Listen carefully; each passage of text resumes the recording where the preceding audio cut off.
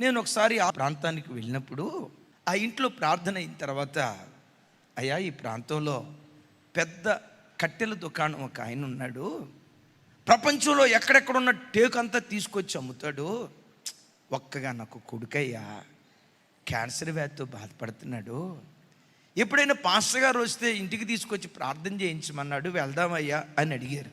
సరే వెళ్దామని చెప్పి నేను వెళ్ళే పరంపరలో ఈలోపు చెప్తున్నారు ఆ ఇంటోళ్ళు, పాపం మొన్న మధ్య పెళ్ళయిందయ్యా, భార్య నిండు గర్భవతి, ప్రసవం కాకమునిపై ఆయన క్యాన్సర్ వ్యాధి అది 4th స్టేజ్లో ఉందని తెలిసిపోయింది, కట్టుకున్న భార్య కన్న తండ్రి అల్లాడిపోతున్నారయ్యా అని చెప్పారు.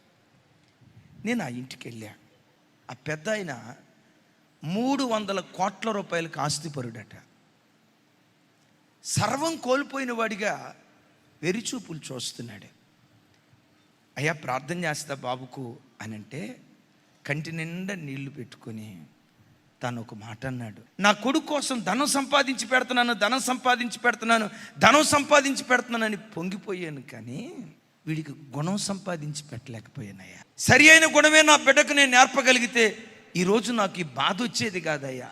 నేను అడక్కమునిపే చెప్తున్నాడు, 15వ సంవత్సరం నుండి వీడి గుటక అలవాటు అయిపోయింది, 17వ సంవత్సరం నుంచి స్మోకింగ్ అలవాటు అయిపోయింది, 20వ సంవత్సరానికి వచ్చేసరికి ఈ దురలవాటు ఉంది, ఈ దురలవాటు లేదు అనుకోవటానికి వీలు లేకుండా సకల విధాలైన దుర్గుణాలు వీళ్ళలోకి వచ్చాయ్యా.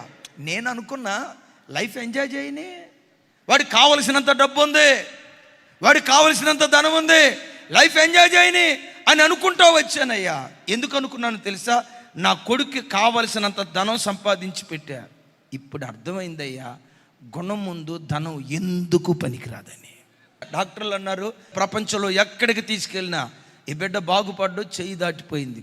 రోజులు మనిషి ఏం తినాలనుకుంటాడు కడుపు నిండా పెట్టండి, ఏం తాగాలనుకుంటా ఇచ్చేయండి అని డాక్టర్లు చెప్తే ఈ మాటిని సావు బ్రతుకుల మధ్యలో కూడా నాకు ముందు తీసుకురండి, నా గుట్కా తీసుకురండి, ఆ పరిస్థితిలో కూడా.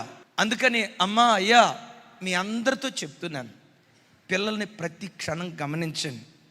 నేను చదివిస్తున్నాను, కార్పొరేట్ స్కూల్లో జాయిన్ చేశాను, రేపు కార్పొరేట్ కాలేజీలో చదువుతాడు. ఈ ప్రవాహంలో కొట్టుకొని పోకండి.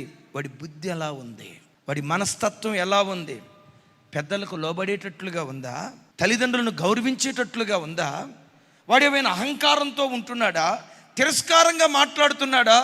చిన్నతనం నుంచి అది వాడిని గమనిస్తూ సుబుద్ధి మీరు నేర్పితే ఆ సుబుద్ధే తల్లిదండ్రులుగా నీ పిల్లలకు నువ్వు ఇవ్వగలిగే కోట్ల రూపాయల ఆస్తి.